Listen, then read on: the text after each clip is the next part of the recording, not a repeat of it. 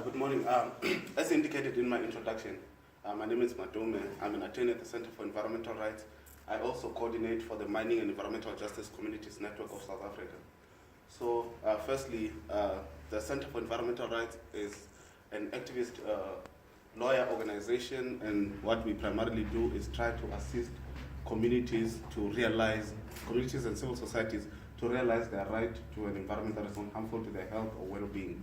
And mostly we do this through litigation and advocacy. And some of the litigation is what Suzanne is talking about. We try to fight inappropriate licenses that are granted to mining companies by government.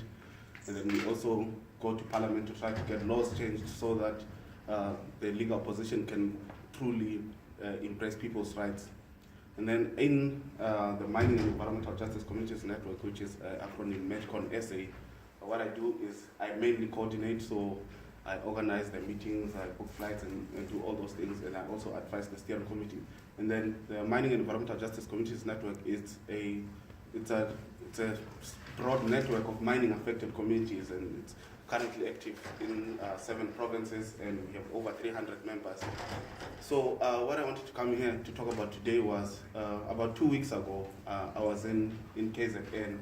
I was attending the memorial service of a man that has truly influenced the environmental activist that I am today. So his name was Gednezar Dladla. Most of us used to call him Dladla. And people who have met him would know that Dladla was soft-spoken, but then what he said when he speaks to you had so much impact. So for me to become the environmental activist that I am today, when I met him in 2012, when I was just starting out at the Center for Environmental Rights. I was an intern at the time. And at the time, when you are just coming out of university, you're not really sure which career path you want to follow. And then meeting someone like Dladla was very important for me, because when we would have these kinds of meetings during tea breaks, when we would be having our side conversations, and he will tell me about the struggles that he's doing in Mtubatuba and why he's doing it. And during those side conversations, it was the thing that sparked the fire in me to say, okay, maybe this is the route I want to take. I want to be an environmental activist so that I can do the kind of work that this man is doing. And when I met him, he had already had an established relationship with the Center for Environmental Rights. They were working with him, I think, to resist coal mining in Somkhele, Mtubatuba area.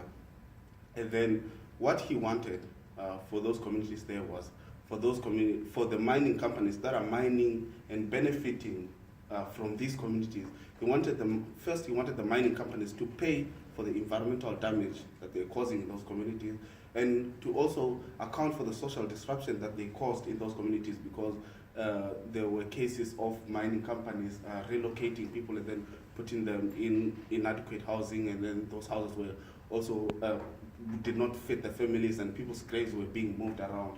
And the other thing that he wanted the people from those communities to enjoy the right to an environment that is not harmful to their health and well-being. And when I look at that, I think that's exactly what we talk about when we are talking about environmental justice. So environmental justice is so that those who benefit from pollution must bear the costs of the pollution. And then those who do not benefit from pollution must not suffer the negative impacts of the cause of the pollution. So mining companies must be the ones that are paying for the pollution that's happening, and the communities must not be the ones that are paying the social, the cost in terms of their health and their social lives. So the message that I think I have been trying to send out ever since going to the tribute, and then we also made these t-shirts, and the message that we try to put out is very simple, is that activists like Dladla, they have started a fire, they've ignited the fuse, and what is left for us is to take this struggle forward. And I wish to speak of someone who's not here in the room today, our former colleague, Kirsten Jones. I think Upila has worked with her, and she had to specifically, she was working at the center, and she stopped working at the center because she wants to focus her energies on continuing the work in the Somkhele area. And I think that is what we need to do. We need to follow the footsteps of men like Dladla. Then also the other message that I want to speak about specifically is to speak about to the young people in the room, and also to speak to someone like Ukila to go and try to get the young people there in Somkele and Mtubatuba, in all these mining affected communities, that for environmental justice to truly progress, we need new energy, we need new energies, we need new young people with fresh ideas, people who can sustain the movement longer. And I just want to make that call today that young people, can you please take up the struggle for environmental justice into your own hands, because when we are fighting for environmental justice, we are fighting for the future, and the future truly belongs to young people.